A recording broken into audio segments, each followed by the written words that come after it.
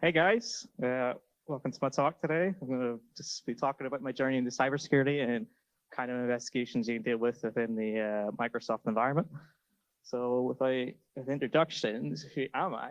So I am a alumni of Edinburgh University. I graduated just like nearly 2 years ago.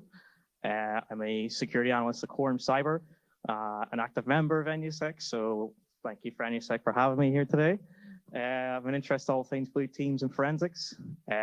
So yeah. So how did I get to this point?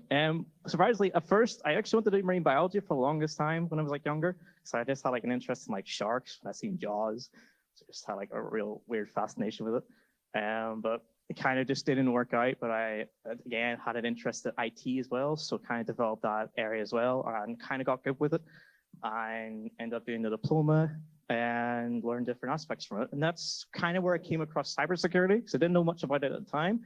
And then that's where pretty much where the fun things began, where I was like, oh, hacking, what is that?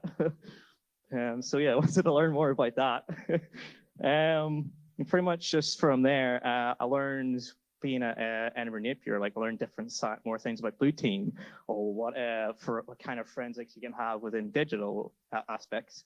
And I was able to join societies like NUSEC, where I was able to like meet like most of the people I know here today, and join meetups as well that could help me develop my own personal interest in talks and subjects I wanted to do. And competed in CTFs and attended conferences, not just this one today. So yeah. Pretty much from there though, I got hired at Quorum Cyber just shortly after I got graduated. And pretty much began my journey as a security analyst. So essentially what my day-to-day is like is monitoring and triaging threats for customers, learning more about dealing with various levels of priority for alerts, and understanding kind of like how essentially any priority, even if an alert is based within an SLA, like when you need to respond this fast, it may not be as serious compared to some other things. So, you know, some users are signing in from different locations or executing commands they're not meant to, like someone from payroll could be executing net commands, like that's not meant to happen, and that's definitely suspicious. Other tasks I can provide with internal fixes and recommend recommendations on alerts that they need to be tuned. They may be too noisy, so if there's a false positive show up for this piece of files, triggers malware within the vendor environment, then you may need to like figure out, okay, why is this file malicious in the first, or a false positive in the first place, and understand that from there.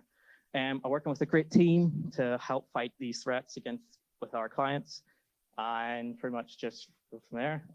Things may also end up going fire at time to times. Just understanding how to deal with those incidents is pretty much a key aspect of being in a security company. So without further ado, so starting off, investigating threats within Azure Sentinel. So Azure Sentinel is kind of the primary SIEM environment that I use for log analysis and other aspects as well within Quorum. What you can do with it essentially is just filter through logs or set up IOCs, for example. Like what screenshot above there shows like different alerts that can come in. So essentially what those alerts do is they come into our ticketing system, and you work from out there like to understand like, okay, why is this a alert in the first place, and what the overall classification is at the end of the day. And essentially pretty much going from there really. Sentinel also uses like a KQL, for example. So that's Custos query language. This helps help hunt for events or filter through logs, because you can get like hundreds of thousands of logs, and you're not going to be sifting through them all day. Like KQL helps you get from 100,000 to like 3. And the example query below there shows like a Synalog table. So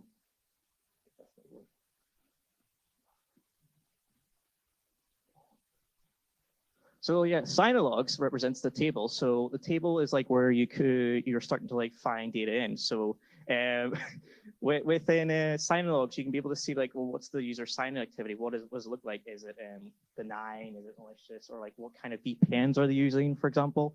And with the user principal name, that could be like their email address, for example, like what you're trying to filter by. And the device details, so what kind of device were they using? For me here, I was using just filtering only by Android devices within their logs. through projecting it. So I wanted to project certain columns because when you're looking through certain tables like this one here, there may be a lot of columns that just may be useful and some may not be useful. So using project helps you sift through it there and find only pieces of evidence you want to have. And moving on from there, Microsoft also has other methods of investigation or investigating. So like following portals such as like Microsoft Defender for Endpoint, Defender for Identity, and Defender for Cloud Apps, and many, many more. I mean, I could do a talk on them on its own, but yeah, here I am. You'd be able to help use these portals to help further investigation and further improve the classification of overall for an alert or an incident that you might be investigating. Events can be easily correlated as well and placed within just one neat ticket, as I mentioned before. And this helps build a timeline of when the incident occurred.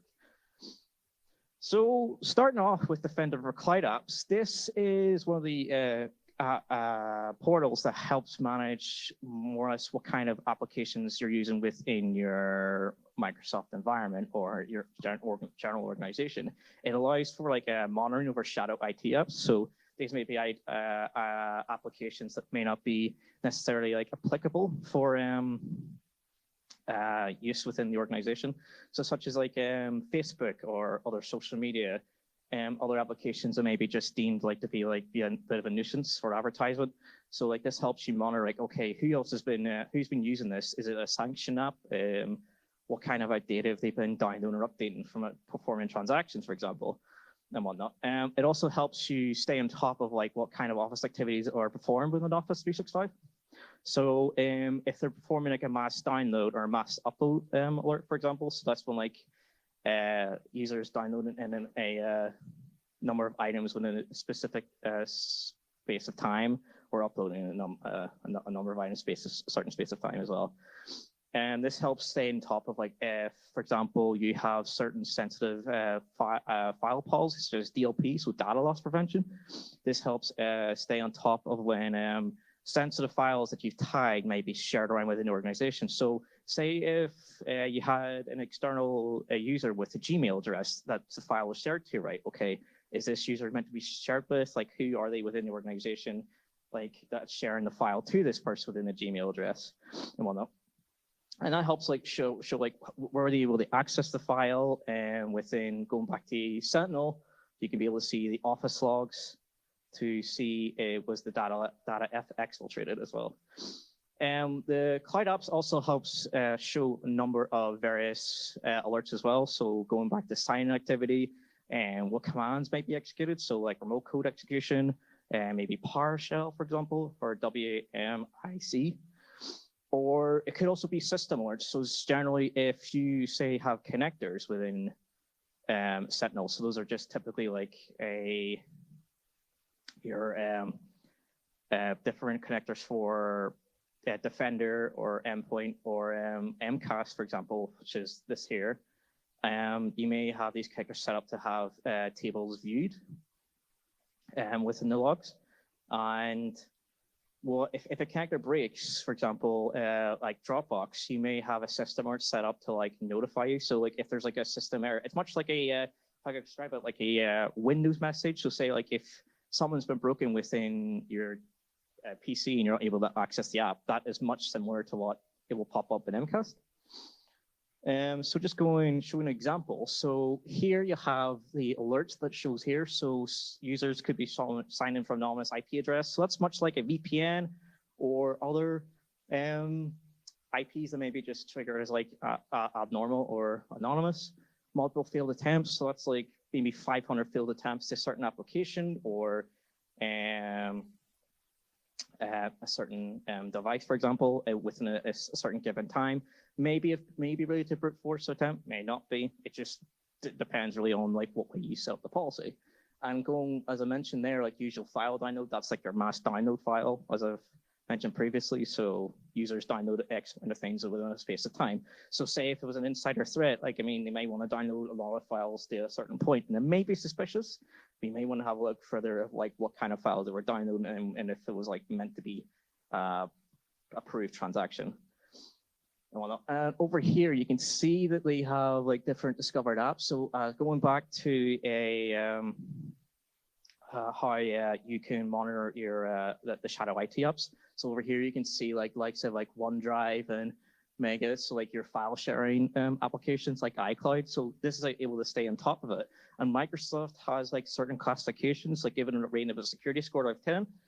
So it allows for likes of if a security score of 10, if it's given a security score of 10, it'll be good for like compliance or like other things within your environment. Such as like social media applications, for example, may be given like a 6 because it's just maybe not compliant, given for data privacy reasons and whatnot. And this just helps like really stay on top of like how many users are like currently accessing that application since like June of last year. So you'd be able to stay on top of like what is performing it and what IP address might be performing it from, for example, and whatnot. Moving on from there, we have Defender for Endpoint. So this portal actually manages quite a lot within your environment. It could practically do a talk on its own, like given the amount of things in it.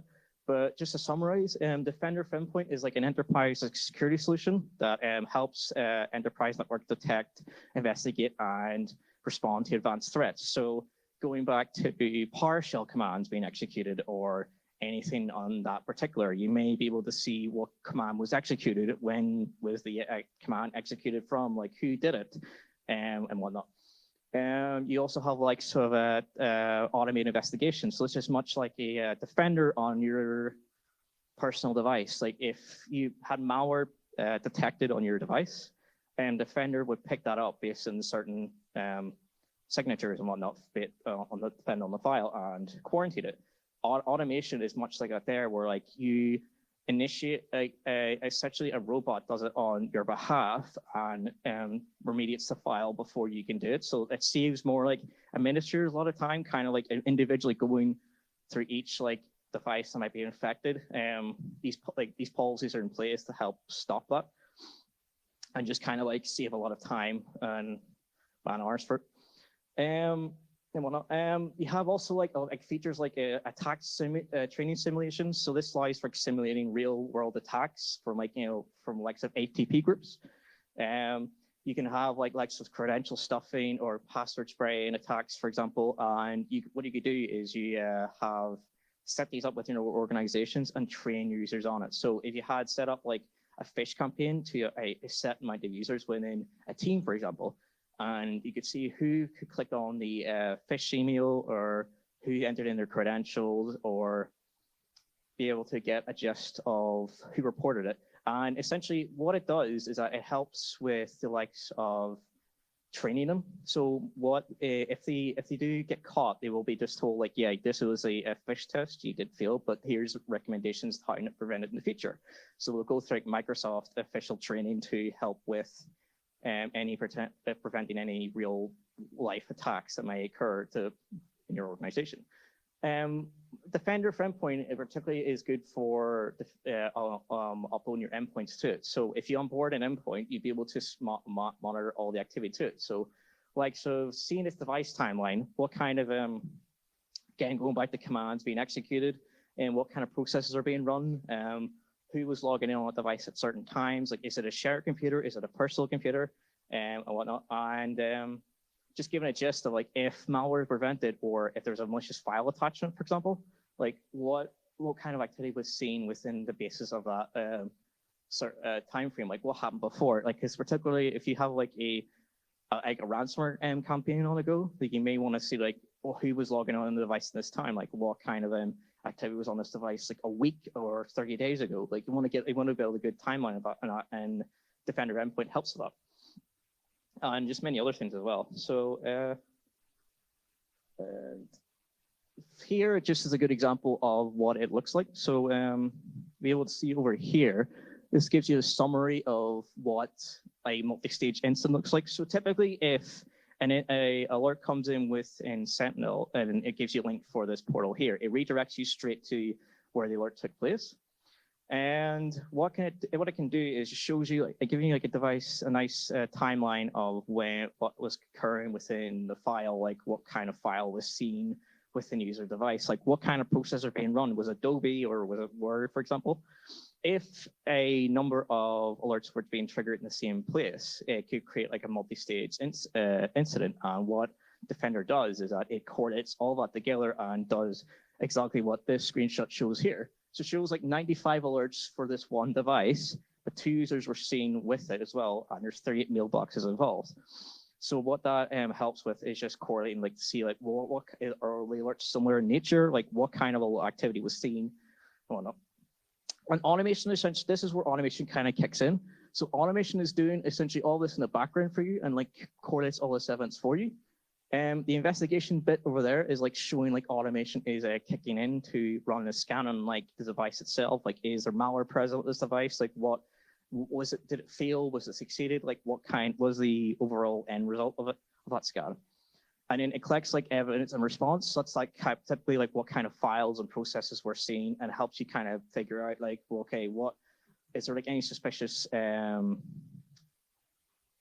processes being run at the same time or executed, for example. And yeah, you can be able to like just like essentially just like do a lot with this portal. Like like over here is just like you could essentially go back to like you can do a talk really on its own on this portal because there's so much to it. And just another screenshot here. This shows likes of advanced hunting. So advanced hunting portal, like much like KQL within Sentinel, you can use advanced hunting to get further evidence within your organization itself. So say, for example, if there was post-delivery events within an email, you may want to have a look at what kind of emails were seen with malicious file attachments, for example, or if they were fish related. Like, you want to kind of correlate that evidence together and figure out, okay, within a certain period of time, who else was stealing this device, and I want to see like what kind of action types were performed on it, and it kind of helps you build up it here. The other cool thing about this here is that like you can actually set up like custom alert detections on this as well. So when Log4j happened, Microsoft did have like custom queries for organizations. So essentially you could stick custom queries on this here and run it with your environment, and it helps you figure out, okay, what out of like a lot of endpoints who and servers, for example, like may have maybe an effective Log4j and like what had out of date version, so you can focus on that from that end on. And moving on really from Defender for Identity for the last portal, and this is pretty much where you get your identity solution. So it's just kind of like just leveraging more on your on-prem Active Directory to like identify like high threats within your directory itself. So like, for example, like brute force attempts or parse the hash, or LDAP queries, for example. Like it just shows you like everything that's been running within this portal, for example. So yeah, it really does help with that there. And like this is like what Microsoft's official word on it is. So looking at these two portals here, you can be able to see, as going back to it, you can see account enumeration being reconnaissance done, honey token activity. So like if you have honey accounts being performed, you can be able to see like if you have like a honey account being set up within your organization, like what's poking at it or what's signed into it. Like you can be able to see, like, okay, there's an administrator signing on to this, like, but are they actually say here they say they are or not? And yeah, pretty much I go from there. And like what other cool thing about Defender for Identity is it helps show the lateral movement within your organization as well. So like if with a particular attacker, you can be able to, they want to like move in either vertically or laterally within your environment. And what Defender for Identity helps display is like what, for example, within this user's position within the organization, where are they within your network? So lateral movement paths show like where from like this point to that point to that point where they related from, and it helps build like, okay, like set up policies and set up high priority, like what like you could see for sensitivity.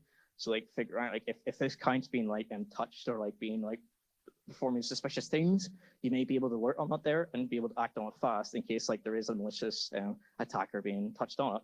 And this really helps like more with if an attacker is moving around with your network, you can have better a diagram of like where really is like everything within your environment.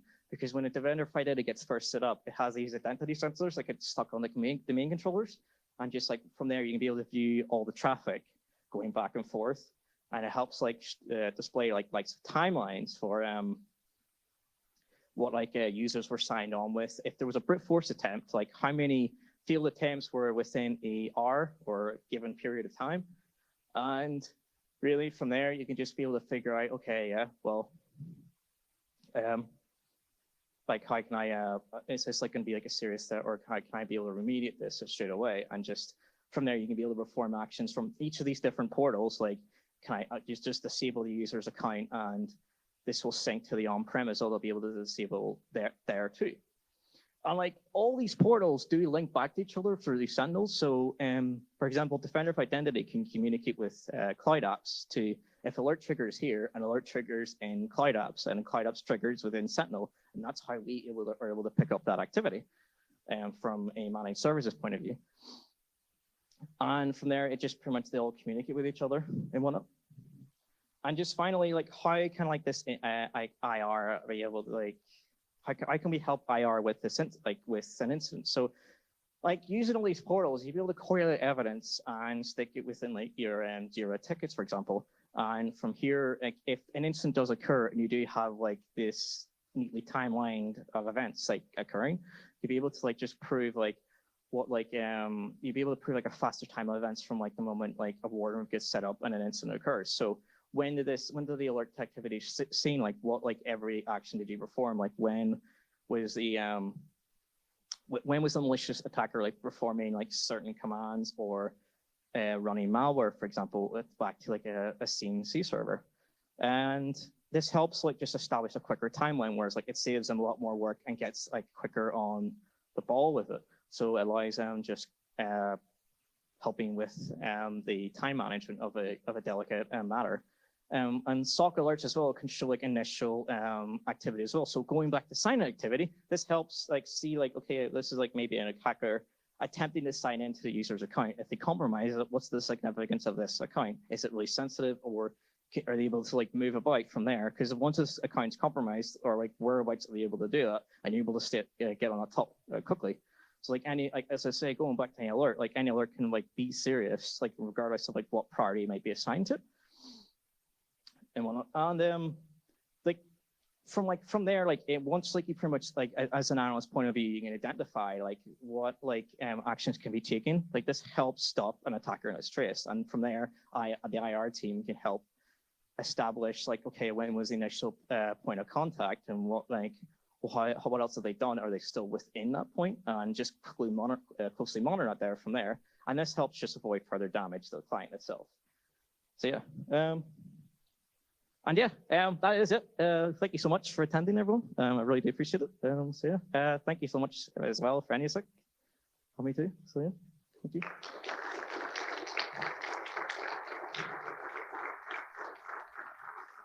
So any questions? Right, yes.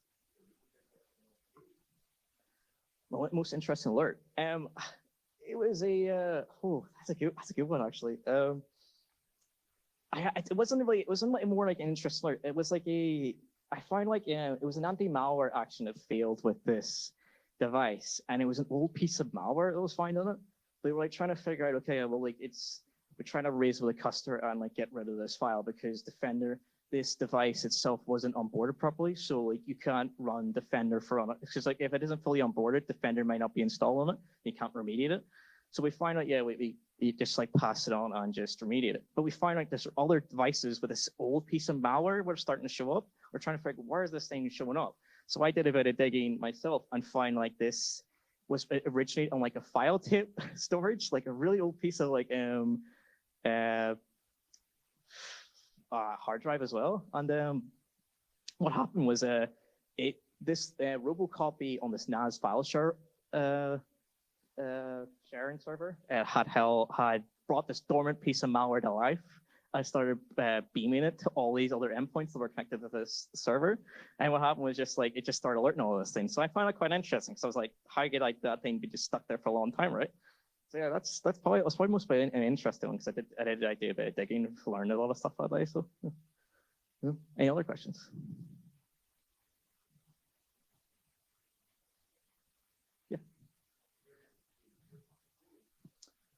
Like I mean, because I know I mentioned like going to the last slide. Like I do like particularly like to go with the IR team itself because like I find like even with getting to understand their engagements because with a quorum, like if you have a ticket that is brought up like the high incident, you can IR can bring you along with that and be able to gauge. Okay, yeah, that's how. What is a war room like?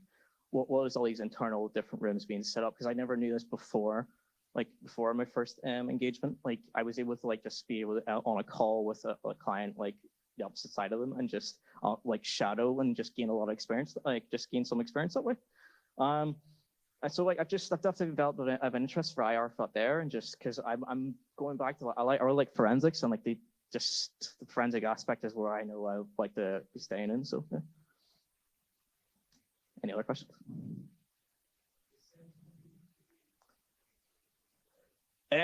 We use other tools as well, but it's more just for we can use like other open source tools as well. So you can have typically like types of IP info to look up like IPs as well, because Sentinel helps you. This is like a general thing with Microsoft where it could have pinpoint like the geolocation of what an IP is registered, right? But sometimes it is a bit of an issue in the past where they may misgeo configure like an IP. So like I always like double check anyway, like have IP info to figure out like what's the IP's location. Is it a registered? Is it a Tor address? Is it a VPN address, for example? And this helps like just like building up that information as well. Likes of URL scan as well. Like you can scan URLs as well before without actually having to actually investigate yourself within a virtual machine. And it's like that like website is so good for showing you all the redirects if you're like really like starting off and you're unsure of like what is contained within it. And it shows you like example screenshots, for example, of like what the file leads to, or it can even give you a recommendation of what Google Safe Browsing gives it to. So like, is it malicious or is it clean, for example? So yeah.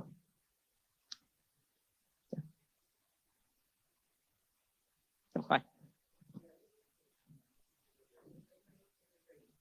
Uh-huh.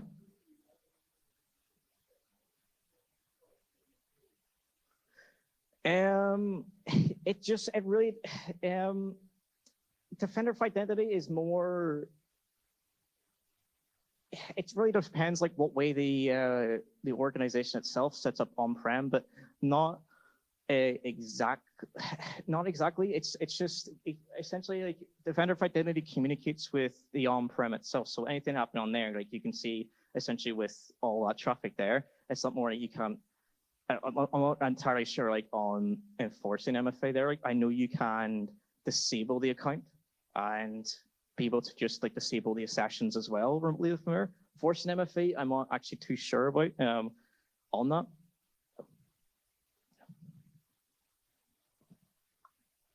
That answer your question. Yeah, cool. Any other questions or that?